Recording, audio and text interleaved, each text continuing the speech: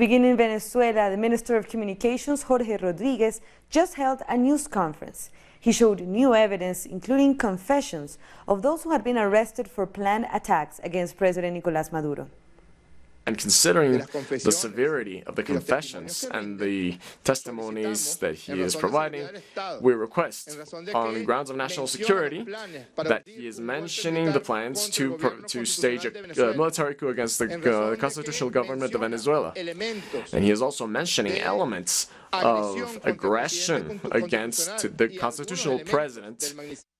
Garcia Palomo mentions and also confesses that these North American officers expressed that in the first trimester of 2019 there was a military operation that was planned against Venezuela. So you can forget about all the humanitarian aid claims. All of that is a lie.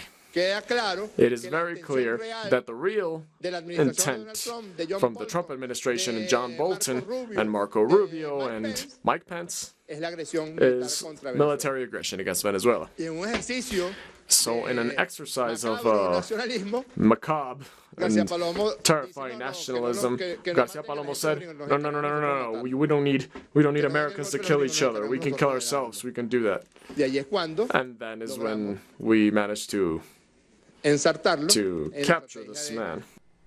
Uruguay's President Tabaré Vázquez and EU Foreign Policy Chief Federica Mogherini have officially opened the International Summit on Venezuela in Montevideo.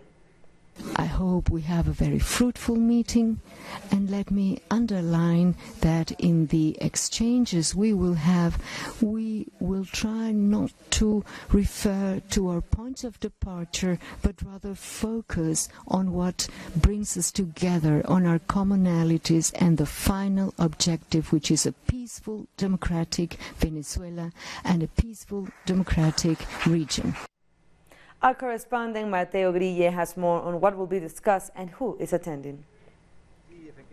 Several delegations, including the European Union and Latin American countries, have arrived to participate in this meeting in Montevideo, including Federica Mogherini, the European Union Foreign Policy Chief, and the Uruguayan President Tabaré Vázquez.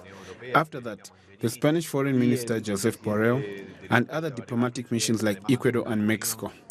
After the inauguration, they will discuss the proposal of the Montevideo mechanism that has 4 points: an immediate dialogue, negotiation, compromises, and implementation. It also includes the possibility of foreign leaders acting as mediators as well. This will lead to a necessary agreement to achieve peace through dialogue. And President Maduro took to Twitter to salute the meeting and said that they subscribe to the four-phase proposal for dialogue in Venezuela. He also said that the country is ready to participate in an open agenda of understanding for peace. Heads of government of the Caribbean community, CARICOM, are participating also in these talks. The regional bloc, including Barbados Prime Minister Mia Mottley and Trinidad and Tobago's Keith Rowley, is hoping to find a peaceful pathway. The leaders are proposing to establish this four-phase process from dialogue to implementation. And the Prime Minister of St. Kitts and Nevis, and in his role as CARICOM chairman, has also urged all nations to support a peaceful approach regarding the political situation in Venezuela. Timothy Harris made the appeal just ahead of the Peace and Dialogue Conference on Venezuela. The CARICOM chairman says the Caribbean region would also be impacted should there be a military intervention in Venezuela. And on Wednesday, President Maduro sent a message to ask for support from people in the United States against military intervention. Hands off Venezuela. Hands off Venezuela. It's Wednesday, February 6th. In a massive way, the collection of 10 million signatures has begun. This is a letter to the U.S. people asking for solidarity and support for peace in Venezuela and to condemn the threats of military invasion from Donald Trump against Venezuela. This is a very nice letter where the Venezuelan people set its position. You can sign here. These notebooks are going to be all over the country. You can join. This is for everyone. It's for peace. Because we have just cause. We have peace. We are good people. And to the U.S., we send all our love and solidarity. Protesters have gathered outside the Bank of England to demand that it return Venezuela's funds. The Bank of England is reportedly holding on to $1.2 billion worth of gold that belongs to the Venezuelan government. And now it's refusing to give it back, following the UK's recognition of the self-proclaimed President Juan Guaidó. Labour Party politician Chris Williamson was among those at the protest. The British government's whole position is simply acting as Donald Trump's poodle, cannot be allowed to stand without opposition. In Miami, Florida, protesters took to the streets to demonstrate against the Venezuelan opposition and to denounce U.S. intervention in the country. They held signs denouncing the media coverage by the Spanish-language channel Univision, which has been accused of being biased in this coverage in favor of the Venezuelan opposition. The United States historically has gone from country to country to country, imposing its policies, imposing its rule. And the people in Venezuela stand up to this, people in Nicaragua have stood up to this, and so it's very important to defend the people in Venezuela who want to do that. Now to Africa, the National Union of Metal Workers of South Africa has called for an end to the attempts to unseat the legitimate government of Venezuela. In a press statement, NUMSA said the actions by the United States and other countries are an attempt to plunder Venezuela's natural resources and reverse the progress made by the Bolivarian Revolution to improve the lives of the working class Venezuelans.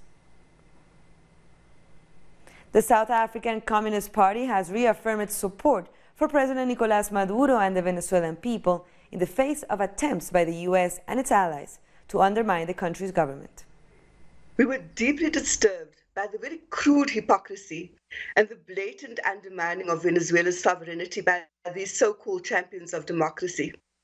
In this 21st century, when humanity has reached such a high level of sophistication, the despicable disrespect that is displayed through the undermining of Venezuela's sovereignty.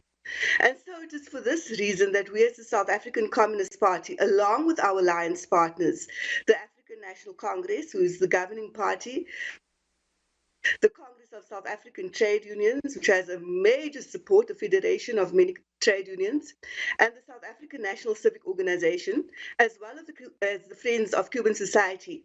So we'll be demonstrating outside of the U.S. Embassy tomorrow. We'll only be having two demonstrations, one in Gauteng and one in Cape Town, and that is to tangibly demonstrate our support for the people of Venezuela and for your government. The South African government's position was best demonstrated at the UN Security Council vote on Saturday, where South Africa had confirmed that we recognize the duly elected democratic president of Venezuela, and that is one of the reasons why we voted against the US motion.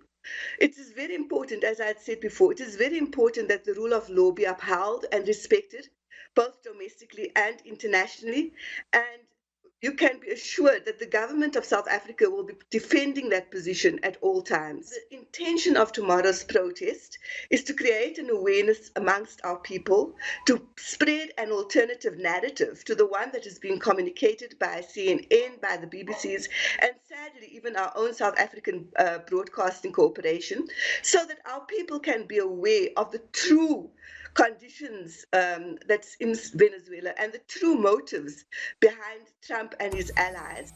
And that brings us to the end of this news brief, but you can find these and many other stories from our website at telesurenglish.net.